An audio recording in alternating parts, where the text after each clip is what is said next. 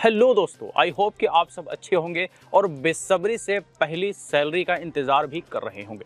और इसको लेकर के अभी से कुछ दिन पहले न्यूज़पेपर में एक खबर भी छपी थी कि शिक्षकों की सैलरी अब हर माह के पहली तारीख को मिलेगा। तो क्या टीआरई 2 और टीआरई 1 के सप्लीमेंट्री के जितने भी शिक्षक भर्ती हुए हैं उनका सैलरी आने वाले 1 मार्च को मिलेगा?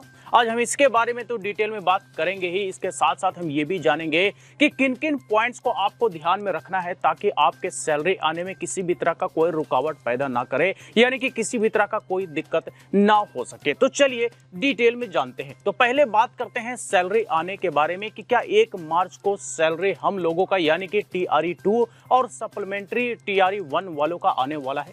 तो देखिए, हमारे हिसाब से या अभी तक जितना काम हुआ है इसके हिसाब से देखा जाए तो सैलरी तो बिल्कुल भी 1 तारीख को नहीं आने वाला है। वो इसलिए क्योंकि ज्यादातर लोगों का ना ही प्रान नंबर जनरेट हुआ है, ना ही एचआरएमएस का फॉर्म भराया है और ना ही एचआरएमएस का लॉगिन क्रेडेंशियल मिला है। तो इन सारी चीजों को देखते हुए ऐसा लग रहा है कि 1 मार्च को तो सैलरी नए वाले शिक्षक जो टीआरई 2 और टीआरई 1 सप्लीमेंट्री में भर्ती हुए उनका नहीं आने वाला है। लेकिन कब आएगा, अगर इसके बारे में बात करें तो सैलरी आने में समय लग सकता है। अब समय कितना लगेगा ये भी आपके मन में सवाल आएंगे। तो समय आप मान करके चलिए कि 15 मार्च 20 मार्च ये कहिए तो लगभग होली के पहले तक का समय टच कर सकता है, क्योंकि ये जो पहला सैलरी का प्रोसेस होता है वो बड़ा ही लेंदी होता है। क्योंकि हर एक टीचर को वेरीफाई करना, टीचर को वेरीफाई करने के साथ साथ उसके अकाउंट डिटेल्स को वेरीफाई करना, एक मिस्टेक भी ना हो, इन सारी चीजों को बारीकी से चेक करना और चेक करने के बाद ही सैलरी प्रोसेस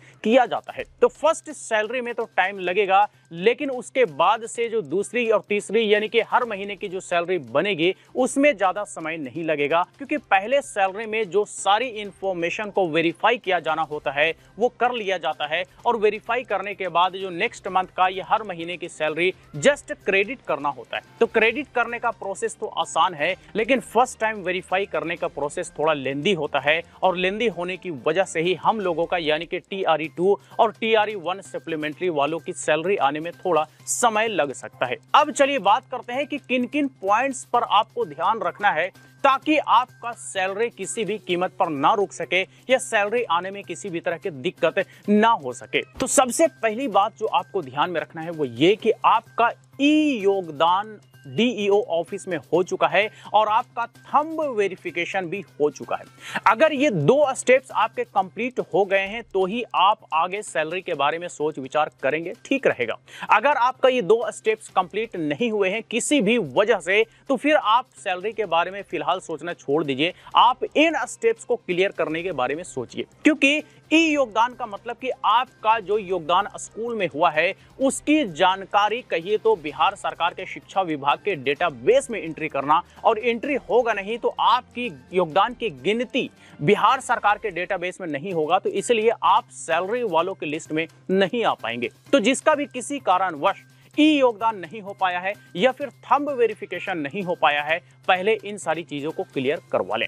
पॉइंट नंबर 2 जो आपको ध्यान में रखना है वो ये कि आपको अपना प्रान नंबर रेडी रखना है, यानी कि प्रान नंबर जनरेट करवा लेना है। अब देखिए, कई सारे लोगों का तो प्रान नंबर 2 से 3 दिनों के अंदर ही जनरेट हो गया, लेकिन कई सारे लोगों का पहले तो अप्लाई किया लेकिन अब तक जनरेट नहीं हुआ है। तो इसके लिए चिंता करने की जरूरत नहीं है।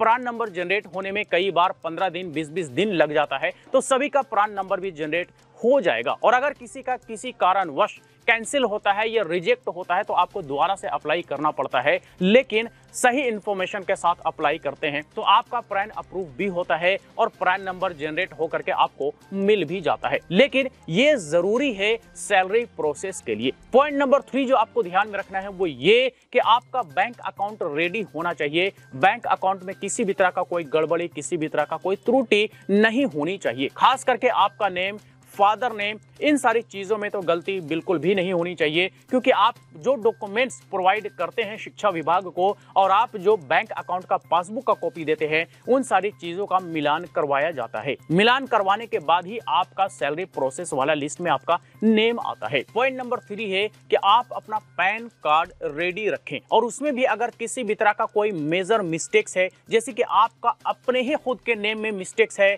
सरनेम आपने गलत लिख दिया है या आपका जो पहला नाम है उसमें किसी भी तरह का कोई मिस्टेक है तो उसे करेक्शन करवा ले, क्योंकि ये सारी चीजें जो है कहीं ना कहीं प्रॉब्लम क्रिएट कर सकता है। वेरिफिकेशन के दौरान जब सैलरी का प्रोसेस स्टार्ट होता है तो तब ये सारी चीजें मिलान किया जाता है, मैच करवाया जाता है। मैच करवाने के दौरान अगर किसी भी तरह का कोई छोटा मोटा भी मिस्टेक होता है तो उस वजह से आपका सैलरी कुछ होल्ड हो सकता है या आपसे क्लेरिफिकेशन मांगा जा सकता है, यानी कि इन सारे प्रोसेस में थोड़ा सा डिले हो सकता है आपकी सैलरी। तो ये डिले ना हो इसलिए इन सारी चीजों को भी ध्यान रखें और इसको जितना जल्द हो सके आप क्लियर करवा लें। तीसरा, आपका अपना आधार कार्ड भी रेडी रखना है, क्योंकि हर एक चीज में या हर एक प्रोसेस में आधार कार्ड मांगा जा रहा है। आपने देखा होगा बीपीएससी का एग्जाम का फॉर्म भरने से लेकर के डॉक्यूमेंट वेरिफिकेशन से लेकर के थंब इंप्रेशन से लेकर के सारे प्रोसेस में आधार का बड़ा ही हाई डिमांड है। तो आपको सैलरी प्रोसेस के लिए भी आपका अपना आधार रेडी रखना पड़ेगा,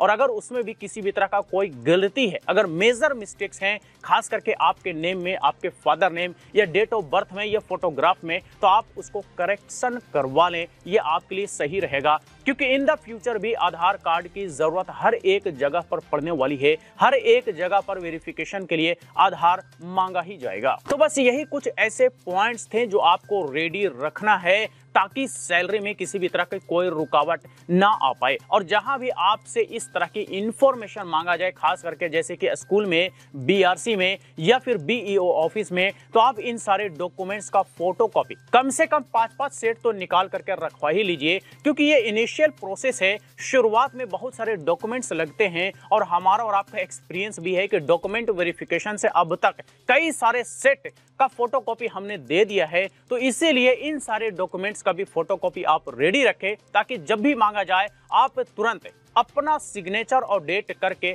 आप हैंड ओवर कर दें, ताकि आपके सैलरी आने में किसी भी तरह की कोई दिक्कत ना हो पाए। तो बस यही कुछ था आज के इस वीडियो में। इससे रिलेटेड अगर फिर भी कोई सवाल हो, क्वेरी हो, तो आप हमें कमेंट बॉक्स में लिख करके पूछ सकते हैं। वीडियो अच्छा लगा हो तो लाइक करें, ज्यादा से ज्यादा लोग साथ शेयर करें, और इसी तरह की वीडियोस के लिए हमारे यूट्यूब चैनल को भी सब्सक्राइब करें।